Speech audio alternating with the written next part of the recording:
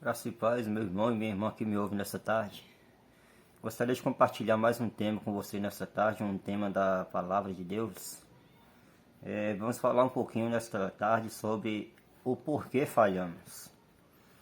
A Bíblia diz que todos os homens pecavam e destituídos foram da glória de Deus. Romanos capítulo 3, versículo de número 23.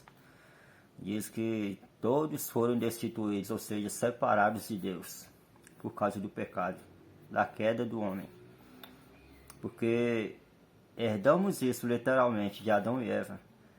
Herdamos o pecado. A genética do pecado já herdamos ela desde o nascimento, desde a criancice. Eu quero falar sobre esse tema hoje, o porquê falhamos.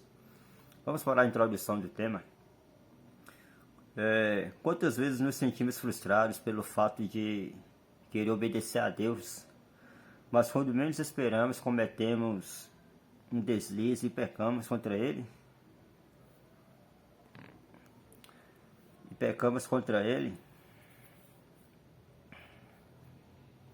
Na mesma hora, passa em nossa mente o dilema de Paulo, quando disse: porque não faço o bem que quero, mas o mal que eu não quero, esse faço.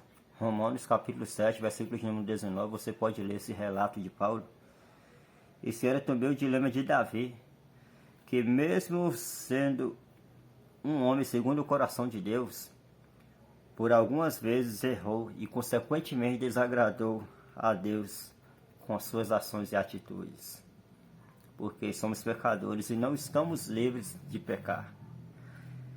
Nesta lição, analisaremos um momento na vida de Davi, o episódio do seu pecado com Betseba, uma história muito conhecida por todos os leitores da Bíblia Sagrada, onde veremos as falhas que o levaram a pecar. Davi na hora errada. Olha só, 2 Samuel capítulo 11, verso 1, no tempo em que os reis costumavam sair para a guerra, esse tempo que era o tempo de sair para a guerra. E Davi, consequentemente, deveria estar na guerra, mas ele tirou esse dia para estar em sua casa descansando. Naquela época, os reis tinham o costume de sair à frente de seus soldados para combater os inimigos. Esse foi um dos motivos pelos quais a monarquia foi exigida pelo povo, como lemos em 1 Samuel, capítulo 8, versos 19 e versos 20. Porém, o povo não atendeu à voz de Samuel e disse: não, mas teremos um rei sobre nós, para que sejamos também como todas as nações. O nosso rei poderá governar-nos, sair adiante de nós e fazer as nossas guerras. Esse era o desejo do coração da nação de Israel, do povo hebreu.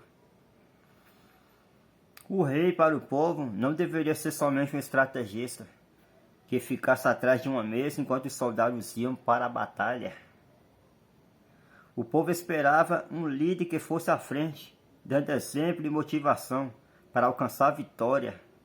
Aquela não era hora de Davi tirar férias. Não mesmo. Era momento de Davi estar na guerra. O grande erro de Davi foi não remir o tempo, aproveitá-lo bem. Aproveitá-lo bem esse momento, porque era o momento de estar em guerra, criando estratégias de guerra, orientando seus soldados para que estivessem na guerra de uma forma planejada. Olha só, Efésios capítulo 5, versos 16, o que o texto vai dizer?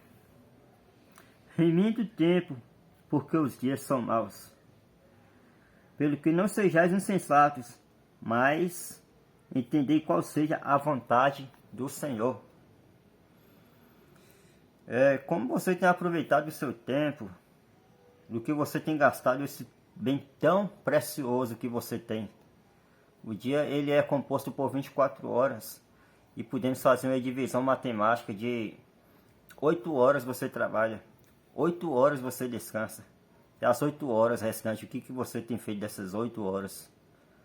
Você tem aproveitado ela bem, de uma forma benéfica para a tua vida, para a tua família? De que forma você tem gastado esse tempo? Eu quero que você reflita isso aí. Davi no lugar errado. Porém, Davi ficou em Jerusalém e andava passeando no terraço. Essa narração está em 2 Samuel, capítulo 11, verso 1 e 2. Leia depois em sua casa. Como se não bastasse o fato de Davi não ter ido à guerra, juntamente com seus soldados, em vez de administrar bem o seu tempo para cuidar do reino e providenciar recursos para o seu exército, ficava dormindo à tarde e matando o tempo, passeando no terraço do palácio.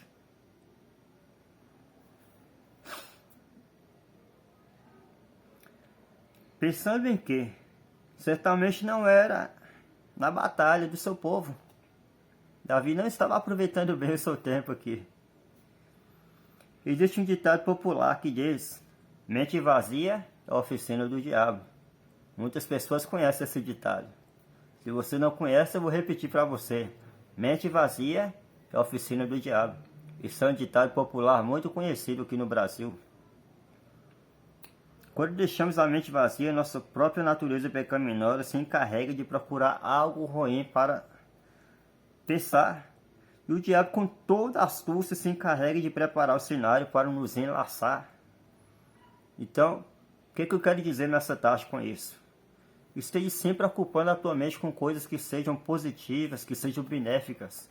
Porque quando não ocupamos a nossa mente com coisas benéficas, que venham nos edificar, nos fortalecer, nos aproximar de Deus, vai surgir muitos conflitos, muitos pensamentos negativos na sua mente. E quando deixamos isso penetrar em nossa mente e adentrar em nosso coração, certamente o pecado, uma vez gerado e consumado, ele produz a morte, ele traz a morte, consequentemente. Não devemos ir ao lugar errado, nem permanecer nele. Devemos tomar todo o cuidado para não nos expor a situações suscetíveis ao pecado. Vejamos algumas situações que podemos chamar de lugar errado. Rodinha de zombadores.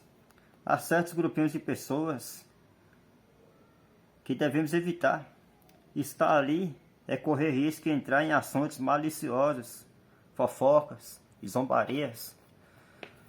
Muitas das vezes pecamos em estar em meio de rodas de escarnecedores, onde surge nome de pessoas, vai surgir boatos e conversinhas alheias, onde a Bíblia diz que um pouquinho de fermento leveda toda a massa. Evite conversas profanas. Evite grupinhos de escarnecedores. Quando houver esses momentos, peça licença, se retire, ou os convide para orar e mudar de assunto, para que você não seja pego de surpresa em um enlace maligno. Porque a Bíblia nos adverte que devemos correr das coisas que não nos edificam, que nos trazem mal e que nos fazem pecar contra Deus. Muito cuidado com a desculpa de que está tentando evangelizá-los. Um bom testemunho fala mais alto do que concessões em nome da política, da boa vizinhança. Davi, fazendo a coisa errada, viu a mulher que estava tomando banho. Aqui foi o grande perigo na vida de Davi. Foi o ápice da grande queda de Davi. Olha só, 2 Samuel, capítulo 11, verso 2. Quando o assunto é pecado, parece que tudo caminha para dar certo, né? Já percebeu isso? Quando é para a coisa dar errado, tudo começa a caminhar direitinho para que a coisa vá errado. É incrível isso. Que coincidência, justamente na hora do passeio de Davi, havia uma mulher bonita tomando banho. Olha que coisa. Mas Davi poderia ter feito algo, fugir do pecado.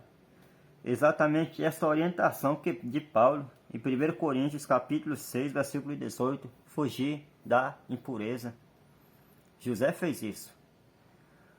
José não correu porque ele era um super-homem, porque ele não conseguiria resistir, ele ia resistir à esposa de Potifar, nada disso. José fugiu exatamente porque ele sabia que ele cairia. Então a melhor maneira de você vencer o pecado não é você enfrentá-lo, é você fugir, porque você fugindo, você certamente vencerá. Mas se você tentar enfrentá-lo com a sua própria força, você não vai conseguir, porque a sua carne ela é inclinada para o pecado. A nossa carne, ela é atraída, nos atrai para o que é pecaminoso. Então a melhor opção é você fugir, para que você vença. Existe um antigo provérbio que diz: você não pode impedir as aves de voarem no céu, mas pode impedi-las de fazerem ninho sobre a sua cabeça. Já viu essa? Então isso é interessante. Nós não podemos interferir nas coisas que acontecem ao nosso redor, mas podemos cuidar da nossa santidade. Nesse caso devemos fugir mesmo. Assim como José, quando se viu em uma situação que era propícia ao pecado, Gênesis capítulo 39, versículo 12, você vai ver. Você tem coragem de fugir dos seus amigos quando eles começam a contar piadas sujas e falar bobagem? Quando você está vendo a televisão, um filme por exemplo, tem coragem de mudar de canal quando surge uma cena imoral, uma pornografia? É importante fugirmos dessas coisas, porque certamente pecaremos se fitarmos os nossos olhos em tal cena. Certamente pecaremos, porque somos pecadores. E a única maneira de você resistir ao pecado é você fugindo do pecado. Agora já é tarde demais para Davi retornar sua mente como começou a maquinar o mal. Isto é, a situação começou a ficar interessante demais para ele deixar tudo para trás. O pecado é assim. Se não fosse tão atraente, a Bíblia não teria nenhuma recomendação contra ele. Justamente pelo fato de ser algo que seduz, a Bíblia exorta a não nos deixar enlaçados por ele. Provérbios capítulo 5, versículo 22. O pecado de Davi não foi sua primeira olhada, pois poderia ter ido embora, vermelho de vergonha. O pecado foi manter-se fixo na cena e começar a traçar mentalmente o plano. Você pode passar em frente a uma banca de revistas repletas de pornografias e não pecar, mas se fixar seu olhar nas revistas, deixando sua velha natureza, que sua velha natureza faça o resto, por certo pecará. Certamente você pecará se você fixar os seus olhos em tal cena, em tal objeto. Se você se desviar o olhar, certamente você não pecará. A Bíblia Sagrada vai dizer lá em Mateus que se os teus olhos forem bons, todo o teu corpo será bom. Mas se os teus olhos forem maus, todo o teu corpo será mau, porque os olhos são a lâmpada do nosso corpo. E por que Davi não fez isso? Certamente Davi já estava com o coração já cheio, já tinha produzido pecado no seu coração. Davi já tinha alimentado tanto isso, que Davi não conseguiu resistir e acabou cedendo ao pecado. E por não bastar, Davi ainda tentou encobrir o seu pecado. A Bíblia diz que um abismo chama outro abismo. Davi pegou o esposo daquela moça que não era experiente em guerras. Ele colocou ele na frente da guerra para que o homem fosse morto. Davi violou aqui vários mandamentos de Deus. Ele cobiçou a mulher do próximo. Ele cometeu um homicídio. Enfim, Davi fez várias coisas que foi mal aos olhos do Senhor. Então a pergunta do início da lição: por que falhamos? Pedro, Tiago e João trataram deste assunto com muita serenidade e nos dão a resposta: por causa do inimigo da nossa alma, Satanás. Sede sóbrios e vigilantes. O diabo, vosso adversário, anda de redor como leão, que ruge procurando alguém para devorar.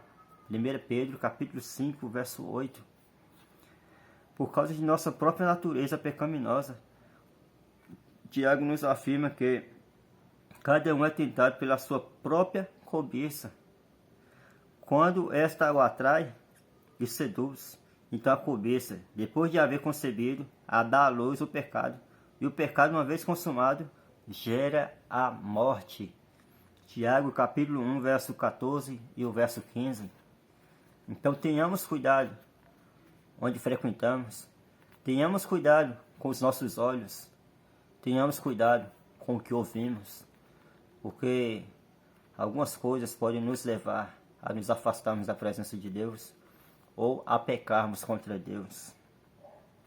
Por causa do sistema deste mundo e seus valores distorcidos, não ameis o mundo nem as coisas que no mundo há. Se alguém amar o mundo, o amor do Pai não está nele. Não sou eu que estou dizendo essas coisas.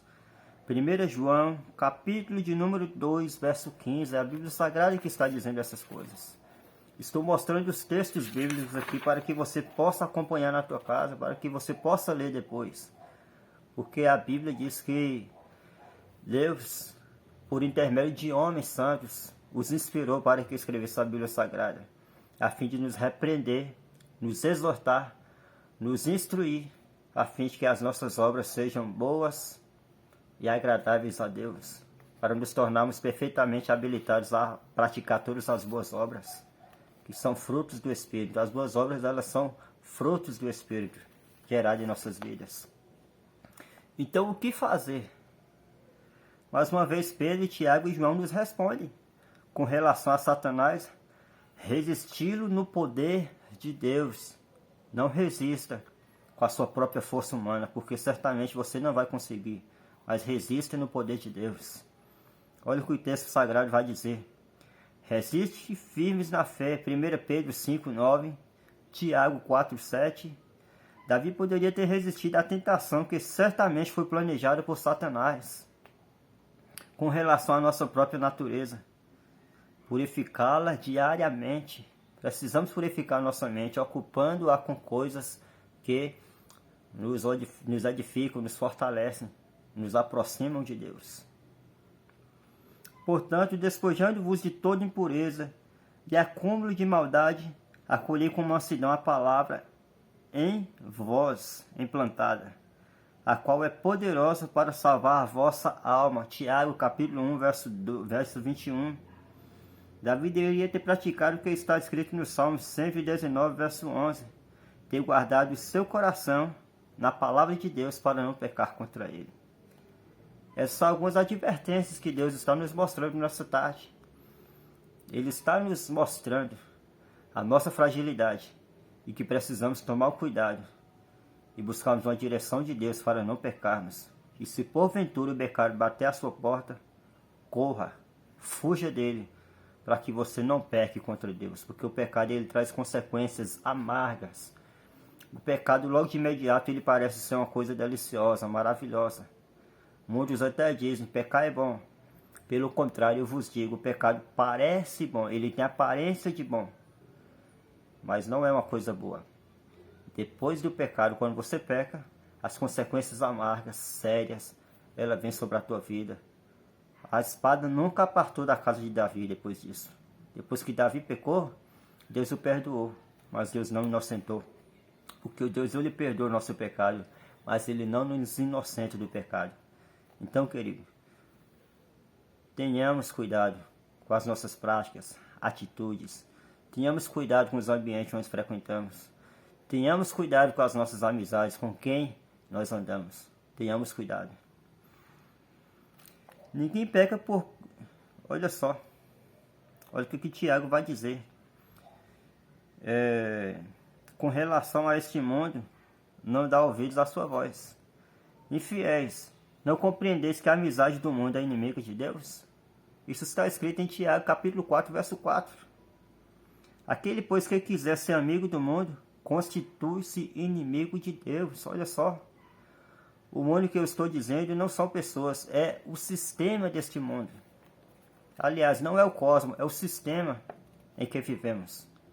O sistema deste mundo nos afasta de Deus. Se formos acompanharmos o sistema deste mundo passo a passo, certamente nos afastaremos de Deus e pecaremos. Então, é melhor você ouvir a voz de Deus e guardar a sua palavra, para que você esteja seguro e guardado pela presença de Deus. Davi teve a mesma atitude em outros reis, que outros reis incrédulos tiveram. Pensar que poderia fazer qualquer coisa, pois tinha autoridade para isso. Ele agiu com base nos valores deste mundo. Só que, querido, tinha uma boa qualidade em Davi, que outros reis não tiveram. No início da lição eu disse que Davi era um homem segundo o coração de Deus.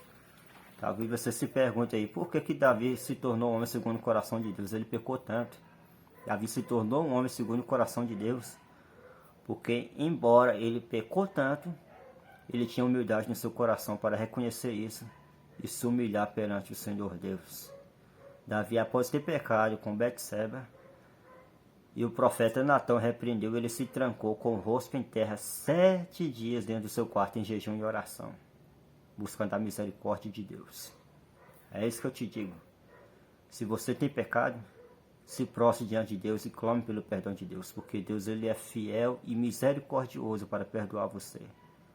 O homem pode não ter misericórdia de você, mas Deus, ele tem misericórdia de você e perdoa seus pecados e te justifica, porque Deus é bom.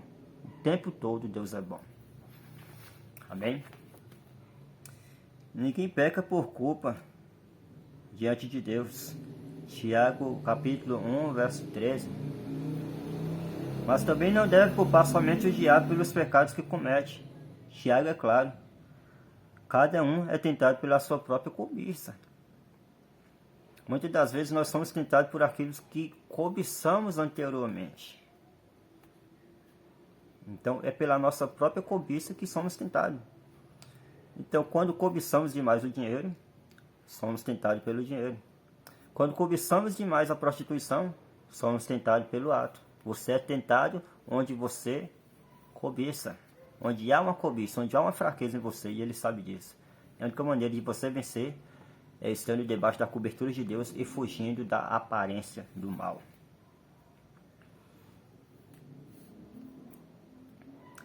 A voz do povo não é a voz de Deus, para finalizar aqui. A voz de Deus, ela sempre nos orienta para o caminho certo. Eu quero chamar sua atenção nessa tarde para que você ore comigo. Talvez você diga, irmão, eu pequei, não estou tendo força para me levantar novamente, eu caí. Mas eu te digo nessa tarde, a Bíblia diz que o homem justo, ele pode cair 7 vezes. Há quem o levante. O Senhor, ele te levanta nessa tarde. Ele está dizendo para você, eu te restabeleço nessa tarde. Eu te perdoo, te fortifico, te justifico. A Bíblia diz que bem-aventurado é o homem cujo pecado é encoberto, cujo pecado é perdoado pelo Senhor. E o Senhor, se você dobrar o seu joelho aí agora em oração, Ele está apto a perdoar você pelos seus pecados. Porém, Ele diz para você nessa tarde, filho, a tua fé te salvou, mas não peques mais para que não suceda coisas piores. Não cometa o mesmo erro. Deus os abençoe. Quero convidar você a orar comigo. Senhor Deus que estás nos céus, em nome de Jesus eu quero apresentar a vida deste homem, desta mulher, deste jovem que está orando comigo nessa tarde, Senhor. A tua palavra diz que o diabo ele nos tenta em nossas fraquezas, Senhor. E somos tentados em cima daquilo que cobiçamos com os nossos olhos, que desejamos com o nosso coração. Mas eu peço ao Senhor que guarde o nosso coração, porque dele procede todas as fontes da vida.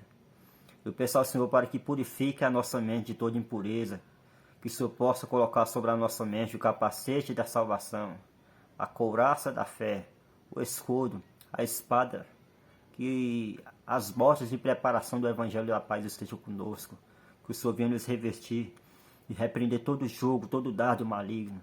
E quero estar clamando por este homem que talvez se encontre sem forças porque pecou, porque caiu. Mas eu oro para que a força, o vigor dele seja restituído. Senhor, visite este homem, perdoe o coração dele, traga tranquilidade para a mente, para o coração. Meu Deus, traga o conforto para a alma deste homem.